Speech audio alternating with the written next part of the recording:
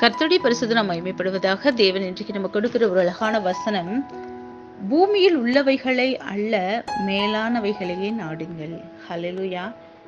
பாருங்க, நம்ம பார்க்கக்கூடிய இந்த பூமியில எல்லாமே நமக்கு வேணும், இதை சேர்க்கணும் அதை செய்யணும் அப்படின்னு இந்த பூலோகத்துக்குரிய காரியத்துக்கு மட்டுமே நம்ம கண்கள் திறந்திருக்கக்கூடியதா இருக்கு இல்லையா? அதே நேரத்துல வேதம் சொல்லுது, நீங்க உலகத்தில் உள்ளவைகள் மேல நீங்க அன்பு வச்சீங்கன்னா பிதாவோட அன்பு உங்களுக்கு கிடைக்காது. அப்ப நம்ம பிதா குமாரனோட அன்பை பெற்றுக்கொள்ள என்ன செய்யணும்? மேலான காரியங்களை நாடணும்.